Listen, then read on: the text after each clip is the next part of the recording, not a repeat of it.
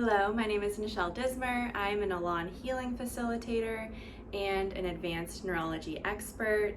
Today I'm going to show you how to test to see if you should be doing vagal exercises, and if so, which ones should we do. Today I'm just going to show you humming, and humming is actually potentially more of a complex thing than you would have thought, so we're going to get into it, and yeah, let's just dive right in. So always first, when we're doing any sort of brain training or nervous system work, we do really want to start at a place where we're working with ease. So we want to do exercises that increase the amount of ease that we're experiencing in our mind and in our body.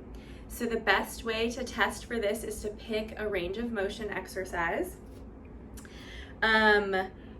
It took me probably too many iterations to set up to film this video, and I found that through the setup, my range of motion got totally demolished. So I'm gonna really show you guys the power of these exercises and just how much they can really make an impact. And as we get more stressed in our lives, it's natural that our range of motion goes down, our pain goes up, right? This is the nervous system regulating and responding to all of the things that it's managing. And as new input comes in, sometimes then the system has less energy and available resource to down-regulate some of these other things that we might have going on.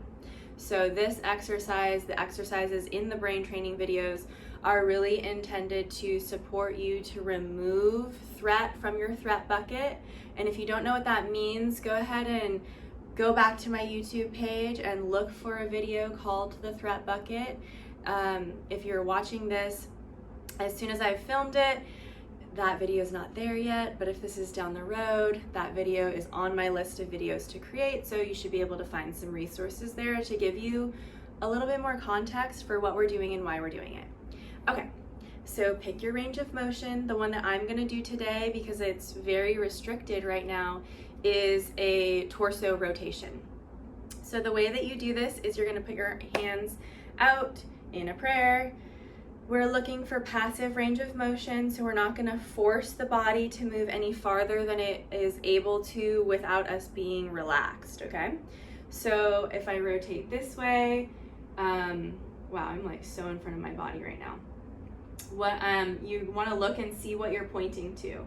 So I'm pointing to a shelf in the other room, and specifically the blood pressure monitor that I have in there. And then when I turn this way, I'm like at the edge of this bookshelf that is in my office. I'm gonna turn around. I think this one might be easier to see the range of motion improvements from the back. So I'm just gonna turn around so you guys can see the before and after. So like a couple inches into the bookshelf on this side, and then this side just before the light switch over there on the door. So now we're gonna do a vagal toning exercise, and it's just humming. So go ahead and do your range of motion. If you didn't do it with me, do it now. And then we're going to hum.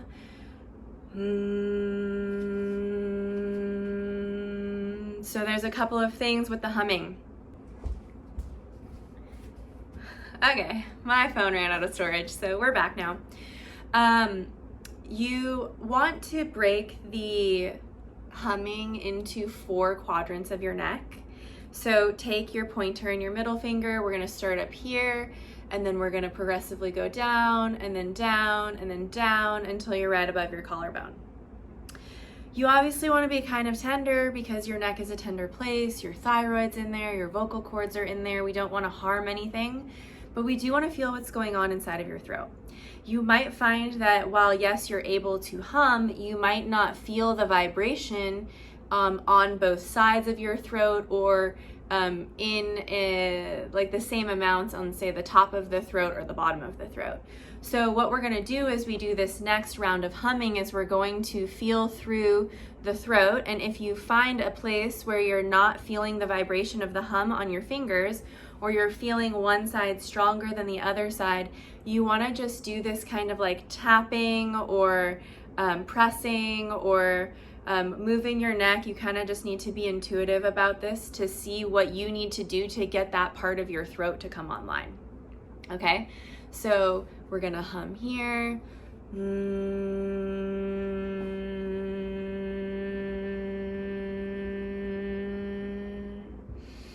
And then go down.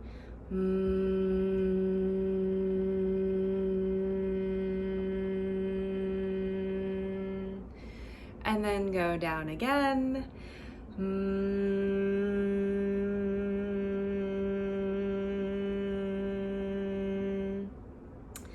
And then one more time at the base of the throat.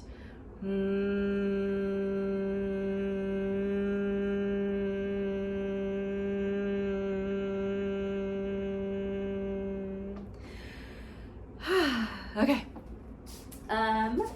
So now you're just gonna go ahead and test your range of motion again. Let's see, I was standing like here. And rotating this way. Okay, so before, remember I was at the blood pressure monitor. Now I'm at the edge of the mirror over here. And then going this way, I'm at the end of the bookcase. Before I was like here. And then facing this way, I am, whoa, all the way over there at the door, whereas before I was like here. Wow. And then this way, woo, I'm at the this stuff is really cool. Hopefully you think it's as cool as I do. Now I'm at this planter over here, whereas before I was like here. So, ooh, big range of motion improvements for me. This is why we really want to test, right? Because you might not test well with vagal humming, which means that you probably shouldn't do it. And you should rehab something else first. This is a little bit maybe confusing because there's a lot of people on the internet who are just like vagus nerve hype. Like that's the only thing they talk about. And that's cool, the vagus nerve is great. And if it doesn't test well for you, it's not the best starting point for you. So experiment with this, play around with it, see if it tests well. You will find that as you do these exercises, the reason that that's working is because we're stimulating the brain.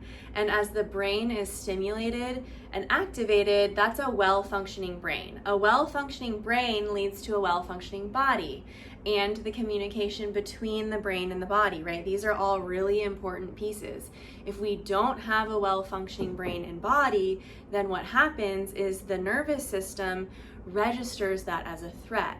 So then pain is going to go up, range of motion is going to go down, strength is going to go down, your emotional capacity is also going to go down. So as you do these exercises, you stimulate your brain in really beautiful ways.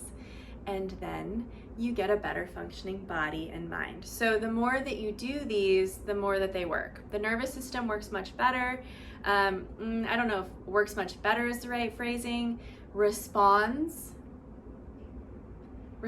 more positively to shorter input spaced out more broadly. So essentially what I'm saying is it would be better for you to do 10 to 30 seconds of humming 5 times a day, spaced out throughout the day, and that would be better than doing 5 minutes of humming all at once. Because then you're getting more input into your nervous system. The nervous system does not need a lot of input to respond. That's why these exercises are so powerful, and that's why I love utilizing them in my practice, because they really help a person move forward at a pace that is streamlined and quick, as well as in a way that keeps them feeling relaxed, open, evolving, right? These are like the best ways to get the most results, right? It's the best bang for your buck. So if you did this exercise and you like it, please leave a comment in the comment section. If you are looking to work with somebody